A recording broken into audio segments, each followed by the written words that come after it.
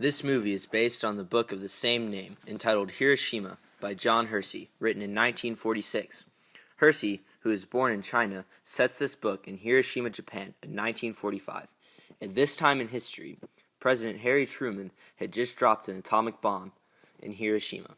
World War II was in full swing. At exactly 15 minutes past 8 in the morning on August 6th, 1945, Japanese time, at the moment when the atomic bomb flashed above Hiroshima, Mr. Shiko Sasaki, a clerk in the personal department of the East Asia Tin Works, had just sat down at her place in the plant office and was turning her head to speak to the girl at the next desk. At the same moment, Dr. Makazuka Fuji was settling down cross-legged to read the Osaka Asabi on the porch of his private hospital, overhanging one of the 7 deltaic rivers which divide Hiroshima. Miss Hatsuyo Nakamura, a tailor's widow, stood by the window of her kitchen, watching a neighbor tearing down his house because it lay in path of an air raid defense fire lane. Father Wilhelm Kleinsorge, a German priest of the Society of Jesus, reclined in his underwear on a cot on the top floor of his order's 3-story mission house, reading a Jesuit magazine. Stimmen der Zeit. Dr. Terufumi Sasaki, a large member of the surgical staff of the city's large modern Red Cross hospital, walked along one of the hospital corridors with a blood specimen for a Wassermann test in his hand, and the Reverend Mr. Kiyosho Tanimoto, pastor of the Hiroshima Methodist Church, paused at the door of a rich man's house in Koi, the city's western suburb, and prepared to unload a handcart full of things he had evacuated from a town in fear of the massive B-29 raid, which everyone expected Hiroshima to suffer. 100,000 people were killed by the atomic bomb, and these 6 were among the survivors. They still wonder why they lived when so many others died.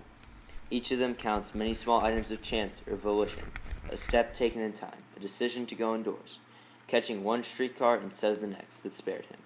And now each knows that in the act of survival he lived a dozen lives, and saw more death than he ever thought he would see. At the time, none of them knew anything. Hersey, pages 1 and 2.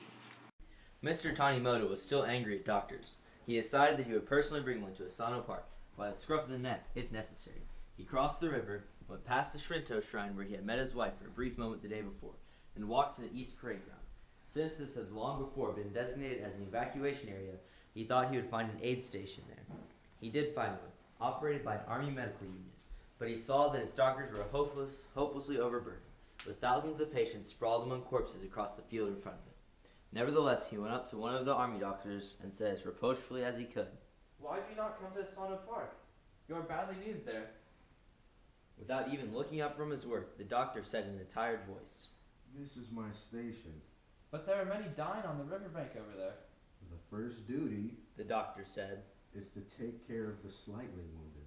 "Why, when there are many more who are heavily wounded on the riverbank?" The doctor moved to another patient.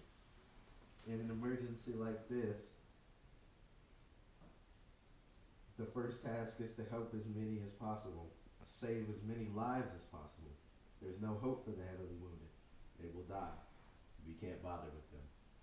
"That might be right from a medical standpoint," Mr. Tanimoto began, but then he looked out across the field, where the many dead lay close and intimate with those who were still living, and he turned away without finishing his sentence, angry now at himself.